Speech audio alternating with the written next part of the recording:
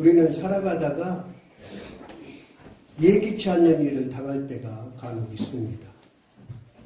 그럴 때 사람들의 반응은 다양하죠. 어처구니가 없다고 하는 경우 할 수도 있고, 왜 나에게 이런 일이 닥쳤는가 한탄할 수도 있고, 또는 누구를 원망하거나 또 자신을 자학하거나, 다양한 반응들이 나올 수 있는데, 오늘 아침에 제가 너무 놀랄 소식을 들었어요. 엊그제 이웃교회 목사님하고 식사를 하는 중에 새벽 기도를 한 번도 안 빠지고 그렇게 열심히 교회를 봉사하던 90세 된 권사님이 전날 이웃집에 김장을 해주고, 혼자 사시는데 김장을 해주고 저녁 잘 먹고, 근데 아침에 딸이 가보니까 별세하셨대요. 이구동성으로 목사님하고 저하고 한 말이 참 복되다. 그렇게 열심히 섬기고 봉사하고 그러더니 가실 때도 하나님께서 그렇게 복되게 부르셨다. 그 오늘 아침에 또 어제까지 쌩쌩하게 돌아다니던 사람이 이렇게 하나님 부르심을 받았다는 소리를 듣고 놀라는 거야. 말할 수 없죠. 어떻게 표현을 할 수가 없어요. 그러면서 이제 잠깐 시간, 제가 그 연락 받았을 때가 한 8시, 오전 8시 좀 넘어서인데 가서 확인하고 이러면서 예배 준비를 하는데 안정이 안 돼. 아무리 천국 같다 그래도 매일 같이 얼굴 보며 믿음 생활 하던 사람이 그것도 아프지도 않다가 하루아침에 그런 소리를 듣고 나니까 이게 안정이 안 돼. 그래서 예배는 잘 집례를 하고 인도해야 되는데 하는 마음으로 섰습니다. 들으신 분들은 알겠지만 이연복 집사가 언제 하나님 부르심을 받은지 모르죠. 어쨌든 어제까지 동네 활동을 했다니까. 제가 가서 이제 형사들이 와서 다 검사할 때까지 그거를 만지면 안 돼. 그래서 가서 그냥 얼굴만 들여다봤더니 얼마나 평온한지.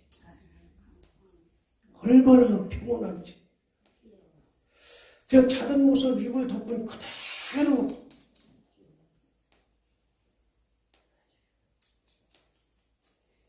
그냥 인간적으로 생각할 때는 조금 더 살았으면 좋고 아쉽지만, 그러나 한편으로는 또 그런 마음이 주셨어요.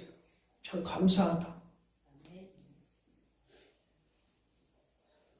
하나도 아프지도 않고, 물론 자기는 아프다 하고 병원도 가고 했지만 어제까지 쌩쌩하게 돌아다니면 된 거 아니에요? 하나님의 필요에 따라서 이렇게 부르셨구나 하고 마음이 이제 점점 이렇게 안정이 됐습니다. 감사한 거는 얼굴이 너무 평온했다는 거. 오늘 말씀을 보면 이제 야곱의 자녀들이 자기 나라가 아주 흉년이 들어가지고 이제 애굽으로 양식을 사러 갔잖아요. 단지 그냥 양식만 사러 갔을 뿐이에요. 근데 거기서 자기들이 죽이려고 했던, 장사꾼에 팔아먹었던 이복 동생 요셉을 만난 거죠. 근데 이 형들은 아직 그가 요셉인지 모르는 거예요. 설마 요셉이 그 강대국의 애굽의 총리가 돼 있을 줄은 상상도 꿈도 꿀 수 없는 일이죠. 하나님이 하시는 일은 우리의 상상과 꿈을 훨씬 넘어서는 것임을 믿으시기 바랍니다. 그러니까 전혀 알지 못하는 가운데 이제 그 10명의 형제 가운데 한 명인 시므온이 잡혀서 감옥에 가 있고 너희들 가서 이 양식 먹고 다시 살아올 때는 막내 동생, 그러니까 요셉의 친동생이죠. 나머지 10명은 이복형이고 이제 친동생 베냐민을 데리고 와라. 이 조건을 내세우고 다 9명을 집으로 보냈어요. 가는 길에 여관에 들린 거죠. 나귀에게 먹이를 주려고 자루를 풀어보니까 거기에 돈이 그대로 들어있는 거. 그러면은 일상적인 상황 같으면 어때야 돼요? 할렐루야! 하나님이 우리를 사랑하시는구나. 야, 양식도 주시고 돈도 그대로 담겨있으니 이게 얼마나 좋은 일이냐. 예를 들면 이런 거예요. 외국으로 무역을 갔어. 무역. 장사하러 갔다 그 말이에요. 그런데 장사하면서 야, 내가 이 물건을 100원에 살게. 그 합의를 봤어요. 합의를. 그래서 물건을 가지고 공항에 와서 비행기를 타려고 하니까 그 사장이 그래. 상대방 사장이. 내가 당신 보니까 이 물건값 받을 마음이 없다. 그냥 줄 테니까 가지고 가라. 그 소리나 마찬가지잖아요. 아니 양식 사러 갔는데 양식도 주고 돈도 그대로 자루에 넣었으면 일상적으로 볼 때는 이게 얼마나 기쁘고 좋은 일이냐는 거예요. 그런데 이들이 반응이 전혀 달라요. 기뻐하지 않아요. 뭐라고 그럽니까? 먼저 21절에 보면 그 요셉을 만나고 나서 어려움을 당했을 때 일이 잘 순수하게 풀리지 않으니까 뭐라고 고백하냐면 우리가 범죄했다 그랬어요. 범죄했다. 이제 자기들이 동생에 대한 죄를 지은 것을 인정을 한 상태예요. 인정을. 지금 우리가 당하는 어려움이 동생에게 범죄를 했기 때문에 이렇게 어려움을 당한다고 그 형들이 인정을 한 상태예요. 그리고 나서 일이 잘 풀려야 되는데 계속 꼬여가는 거죠. 자루에 열어보니까 돈이 있단 말이에요. 그러니까 28절 한번 보세요. 28절.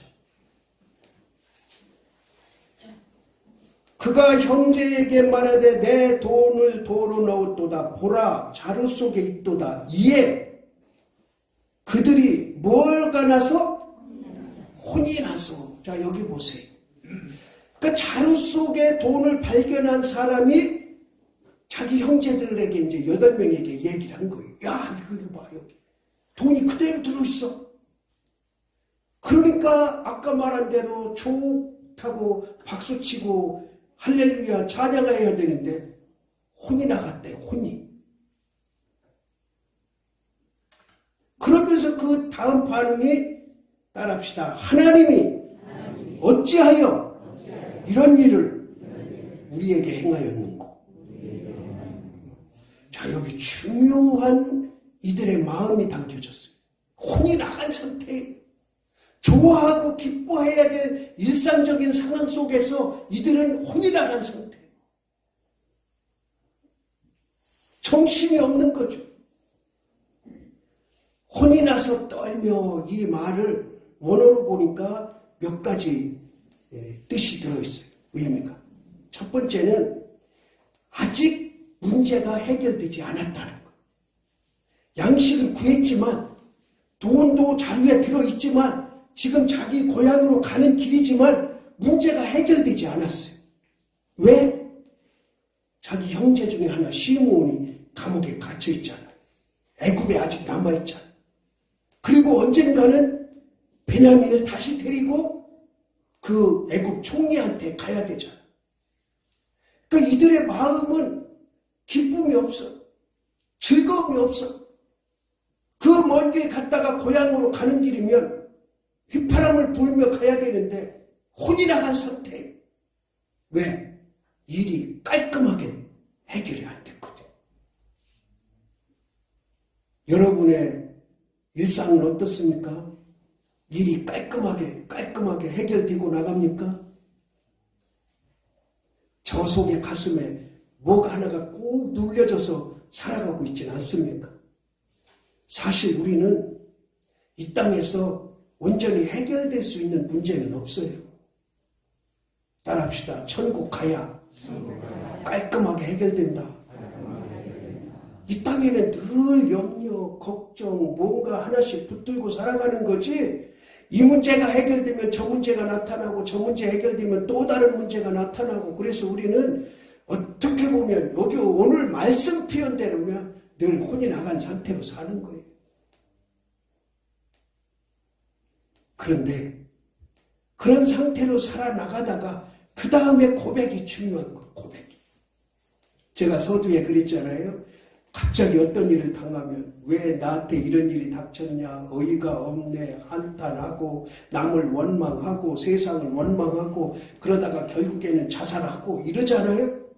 그런데 이들은 이미 앞에서 자기 요셉 때문에 범죄한 것을 늘 마음에 두고 있었어요. 그런 가운데 돈이 도로 자루에 넣어진 것을 보고 혼이 나가서 고백하는 말, 따라합시다. 하나님이 어찌하여 이런 일을 행하셨는고. 이게 믿음의 고백이에요. 여기서부터 실마리, 해결의 실마리가 열려지는 겁니다. 여기서 만약에 형들이 하나님을 인정했지 않았다면 거기서 또 싸움박질 해야 돼요. 너 때문에 그렇다, 너 때문에 그렇다, 네가 요셉을 팔자고 했잖냐, 네가 죽이자고 했잖냐, 봐라 지금 뭐 제대로 되는 게 있냐. 그런데 이들의 고백은 이미 자기들이 범죄한 것을 인정하고 우리의 표현대로라면 회개를 하고, 그리고 나서 되어지는 상황이 잘 안 풀리고 인생이 꼬이니까 하나님, 여러분 인생 가운데 하나님을 찾기를 바랍니다. 하나님을 찾아야 돼. 그래야 문제가 해결의 실마리가 풀리기 시작하는 거예요. 그러니까 문제가 완전히 해결되지 않은 상태를 혼이 나간 상태로 말하고 있는 거예요. 그 다음에 혼이 나간 상태라는 상황은 어떤 상황이냐, 아주 비참하다 그거예요. 비참하다. 우리 삶 가운데 때로는 비참함을 느낄 때가 있잖아요. 뭔가를 열심히 하고 참 하려고 하는데 제대로 안 풀리고 일이 꼬여갈 때 참 비참하다, 그렇게 느낄 때도 있을 수 있다는 거죠. 그럴 때 우리의 고백은 하나님을 봐야 됩니다. 우위를 봐야 됩니다. 하나님의 이름을 불러야 됩니다. 저와 여러분도 때로 비참 가운데 빠질 수 있어요. 어려움 가운데 빠질 수 있어요. 그런데 세상적인 용어를 쓰면 안 됩니다. 어처구니가 없네, 어떤 놈 때문에 그래, 저것 때문에 그래, 원망하면 안 됩니다. 누구를 찾으라고요? 하나님이 어찌하여 이런 일을 나에게 행했을까? 그 다음에 혼이 나간 상태라는 것은 두려움에 휩싸여. 이들은 요셉을 만나고 나서부터 계속해서 두려운 거예요. 늘 두려워. 그때 요셉이 그렇게 나에게 애원하고 우리에게 그렇게 살려달라고 발버둥 칠 때 살려줄 걸. 그동안에는 이런 삶을 몰랐는데 20년이 지나서 애굽에 가서 되어지는 일을 보니까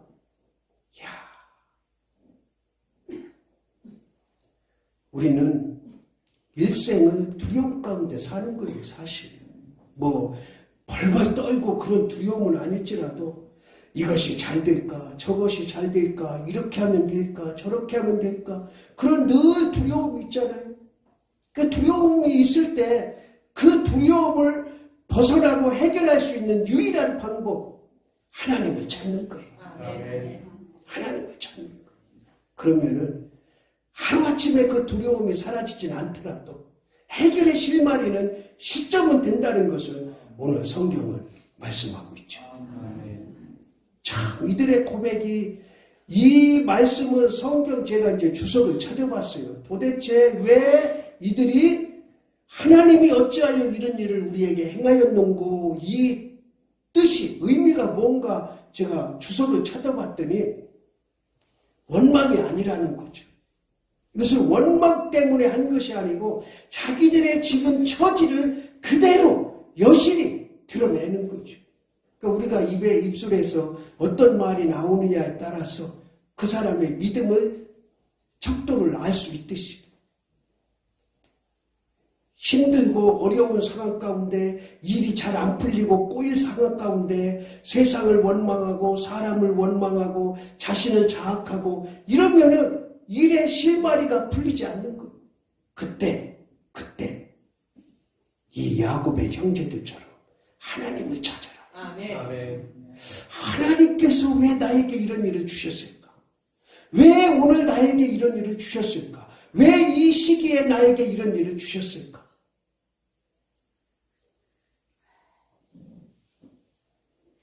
야곱의 자녀들은 하나님이 이 일을 주셨다는 것을 분명하게 고백하고, 그 이면에는 어떤 믿음의 고백이 담겼냐면, 따라합시다. 나에게 주어진 일은 하나님의 섭리로 되어진 일이다.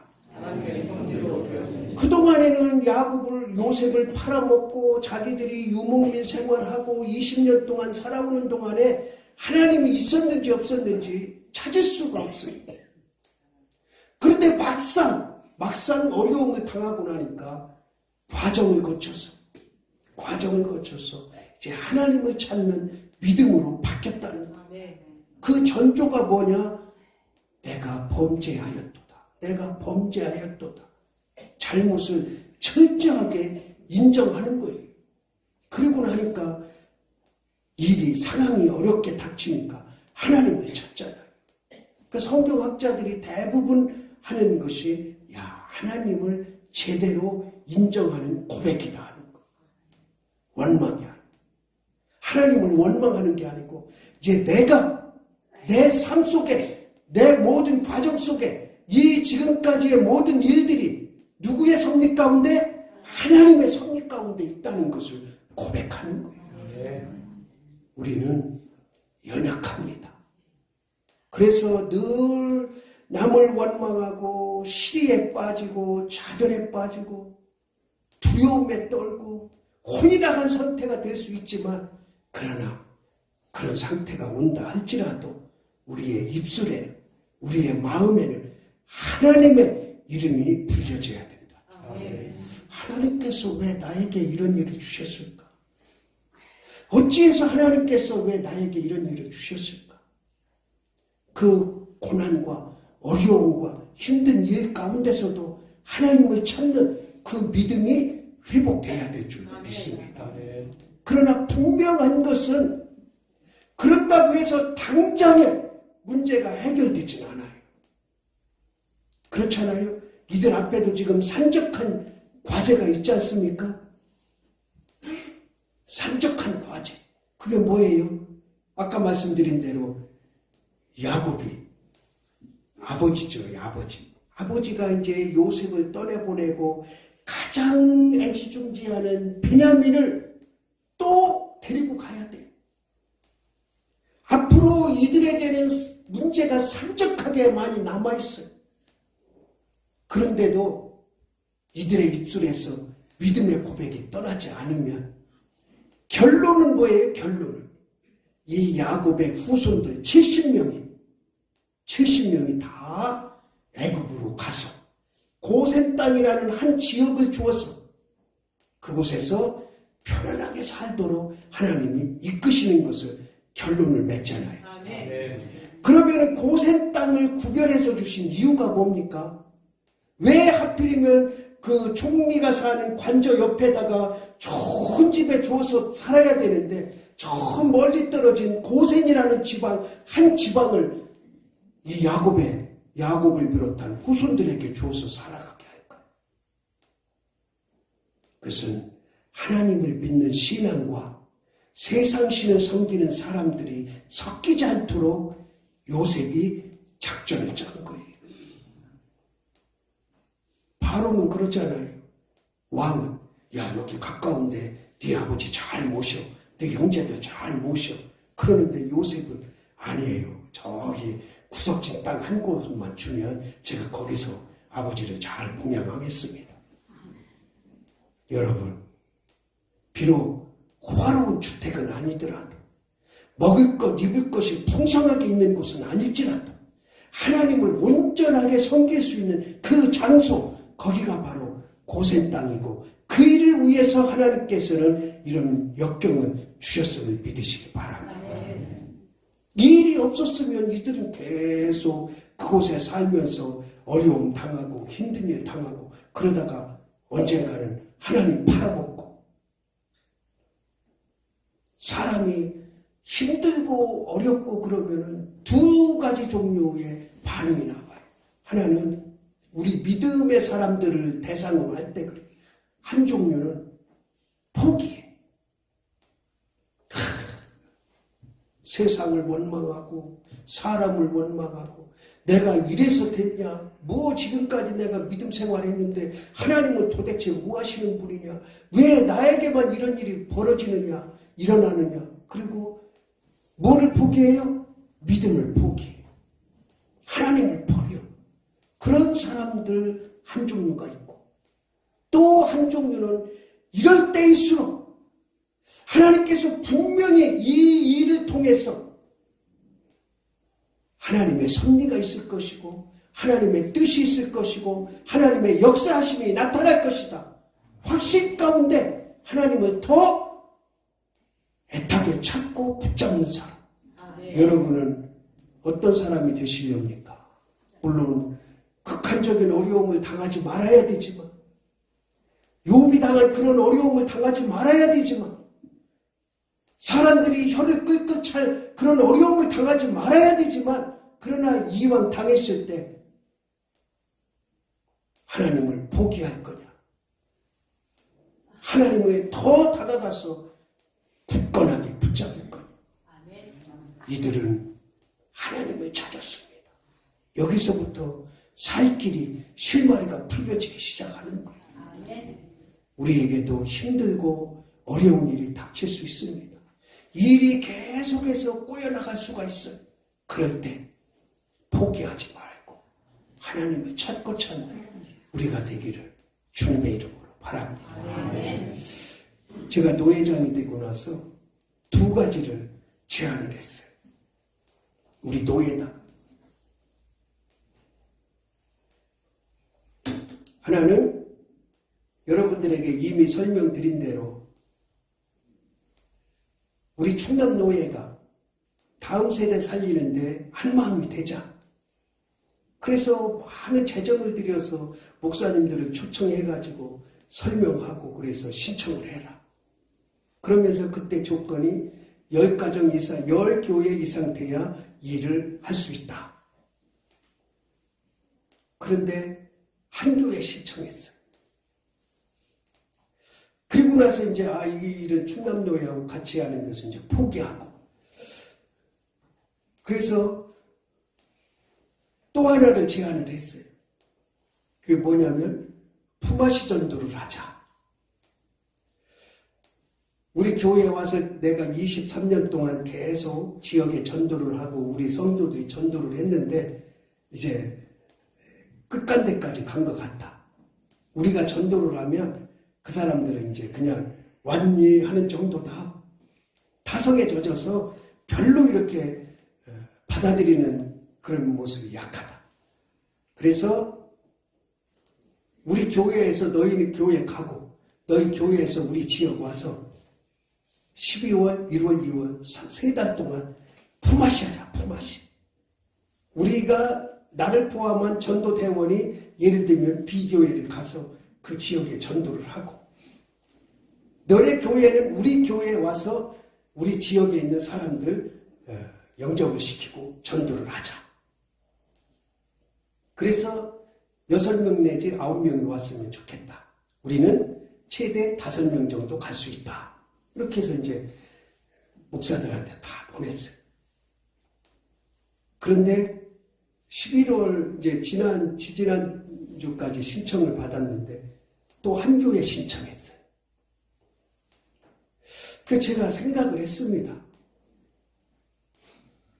조금 속된 말 한번 할게 이해하세요. 내가 또라이인가? 아니면 너무 앞서가는 건가? 아니면 도저히 지금 이 시대에서는 할 수 없는 일을 내가 제안하는 건가? 지금도 이유를 모르겠어요. 그 어느 분이 이제 신청을 안 하고 궁금했나 봐요. 전화가 왔어요. 어느 목사님한테. 전화가 와가지고 그거 다음 세대 같이 한다는 거 어떻게 됐어요? 예, 한 교회 신청해서 포기했습니다. 품앗이전도 어떻게 됐어요? 예, 그것도 한 교회 신청해서 우리 교회 그냥 나름대로 계획 세워서 하랍니다. 그랬더니 그 목사님이 너무 앞서가서 그래. 나 들으라고 한 소린지 모르겠는데. 아, 이게 그렇게 어려운 일인가요? 힘든 일인가요? 그 제가 이제 시리에 빠졌어요. 그리고 나서 제가 이제 작전을 바꿨어요. 아, 이제 연합 이런 활동은 이제 더 이상 하지 말아야 되겠다. 괜히 나도 마음에 아픔을 당하고 또 다른 목회자들한테 무슨 부담을 주는 것도 같고 뭐 혼자 잘난 척 하는 것도 같고 그래서 앞으로는 이제 연합활동은 일체 제한을 하지 말자. 대신에 우리 지역에 있는 사람들이나 교회의 발걸음은 못 하더라도 한 사람 한 사람 만나서 영접을 시켜야 되겠다. 그렇게 목표를 수정했어요.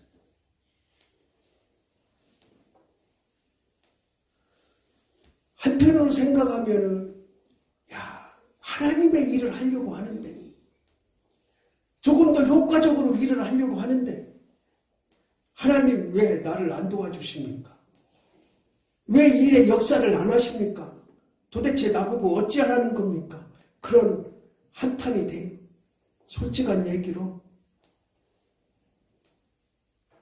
그런데 결론은 뭐냐? 결론은 하나님의 또 다른 뜻이 분명히 있다는 거예요.